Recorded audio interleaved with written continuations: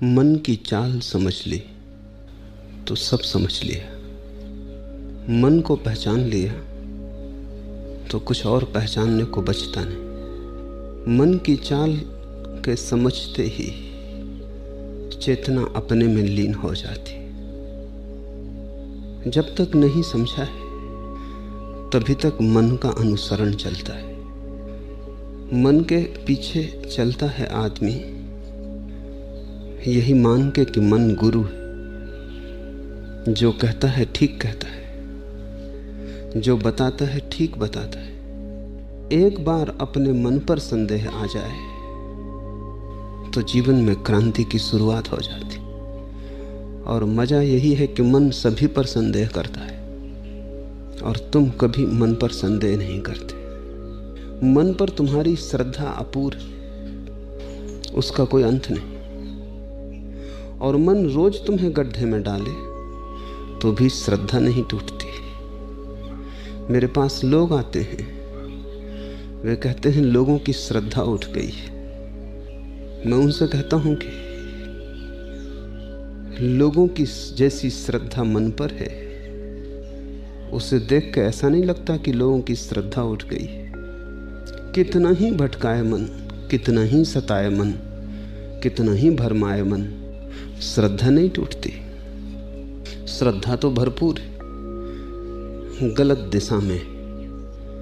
आज तक मुझे कोई अश्रद्धालु आदमी नहीं मिला। श्रद्धा गलत दिशा में हो सकती है, जिस पर नहीं होनी चाहिए उस पर हो सकती है, लेकिन अश्रद्धालु कोई भी नहीं। और दो ही श्रद्धाएं हैं, या तो मन की श्रद्धा है और या आत्मा की श्रद्धा है। या तो तुम अपने पर भरोसा करते हो। अपने का अर्थ है जहां मन की कोई भनक भी नहीं, जहां एक विचार भी नहीं तिरता, जहां शुद्ध चेतना है। या तो उस शुद्ध चेतना का तुम्हारा भरोसा है। अगर उसका भरोसा है तो तुम जीवन में कहीं भी गड्ढे ना पाओगे, तुम्हारा कोई पैर गलत ना पड़ेगा। और या फिर आदमी भरोसा करता है मन पर, तब तुम गड्ढे ही गड्ढे पाओगे। तब तुम जीवन में जहां भी जाओगे भटकोगे ही, क्योंकि मन की चाल ही ऐसी। मन की चाल को समझ लें। एक, कि मन तुम्हें देखने नहीं देता, मन तुम्हें अंधा रखता है। मन तुम्हारी आंखों को धुंधला रखता है, धुएं से भरा रखता है। वो धुआं ही विचार है। इतनी तीव्रता से मन विचारों को चलाता है कि तुम्हें जगह भी नहीं मिलती कि तुम देख पाओ कि तुम्हारे बाहर क्या हो रहा है, कि तुम्हारे जीवन में क्या घट रहा है। मन तुम्हें विचारों में उलझाए रखता है। जैसे छोटे बच्चे को हम खिलौने दे देते, फिर उसकी मां मर भी रही हो तो भी वो अपने खिलौनों से खेलता रहता है, खिलौनों में उलझा रहता है। मन तुम्हें विचार देता है, विचार खिलौने। खिलौनों में भी थोड़ा बहुत सत्य है, विचारों में उतना भी नहीं। लेकिन एक खिलौनों से तुम चूक भी नहीं पाते कि मन तत्क्षण दूसरा निर्मित कर देता है। इसके पहले कि तुम जाग के देख पाओ, मन तुम्हें नया खिलौना दे देता है। पुराने से तुम उब जाते हो तो मन नई उलझने सुझा देता है। एक उपद्रव बंद भी नहीं हो पाया कि मन 10 उपद्रवों में रस जगा देता है। और ये इतनी तीव्रता से होता है कि दोनों घटनाओं के बीच खिड़की बनाने लायक भी जगह नहीं मिलती, जहां से तुम देख लो कि जिंदगी में हो क्या रहा है। मैंने सुना है कि मुल्ला नसरुद्दीन जब बहुत बूढ़ा हो गया, 90 वर्ष का हुआ, तब उसका बड़ा भरा पूरा परिवार था। उसका बड़ा बेटा ही 70 वर्ष पार कर रहा था। उसके बेटों के बेटे 50 पार कर रहे थे। उसके बेटों के बेटों के बेटे विवाहित हो गए थे, उनके भी बच्चे हो गए थे। अचानक एक दिन बूढ़े नसरुद्दीन ने कहा कि मैंने फिर से शादी करने का तय कर लिया। पत्नी मर चुकी थी, पहले तो लड़कों ने मजाक समझी, हंसे कि अब इस बुढ़ापे में हम भी बूढ़े हो गए, अब शादी। पिताजी मजाक कर रहे होंगे। लेकिन नसरुद्दीन ने जब बार बार दोहराया तो उन्होंने गंभीरता से बात ली। और जब नसरुद्दीन ने एक दिन सुबह आके घोषणा ही कर दी कि मैंने लड़की भी तय कर ली, तब जरा सोचना पड़ा। सारा परिवार इकट्ठा हुआ। उन्होंने विचार किया कि इस बड़ी फजीयत होगी, लोग हंसेंगे। ऐसे ही नसरुद्दीन की वजह से लोग जिंदगी भर हंसते रहे, और अभी बुढ़ापे में आखिरी उपद्रव खड़ा कर। क्या कहेंगे लोग? बड़े लड़के को सबने कहा कि तुम ही जाके कहो। बड़े लड़के ने जो सुना तो और चकित हो गया। सुना कि सामने ही एक रंगरेज की लड़की से तय किया है नसरुद्दीन ने। लड़की की उम्र मुश्किल से 16 साल है। उसने कहा ये नहीं हो सकता पापा, ये बंद करो, ये सोच ही छोड़ दो। ये भी तो सोचो, उस लड़की की उम्र सिर्फ 16 साल। नसरुद्दीन ने कहा, अरे पागल, 16 साल ही तो शादी की उम्र है। और फिर जब मैंने तेरी मां से शादी की थी तब उसकी भी उम्र 16 ही साल थी। इसमें बुरा क्या हुआ जा रहा है? मन तर्क दे रहा है।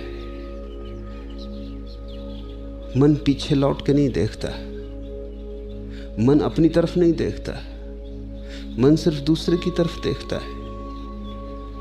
लड़के बहुत परेशान हुए और बड़े बूढ़ों से सलाह ली। डॉक्टर से भी पूछा। डॉक्टर ने कहा यह बहुत खतरनाक है, इस उम्र में शादी जीवन के लिए खतरा हो सकती है। फिर बेटे को समझा बुझा के भेजा।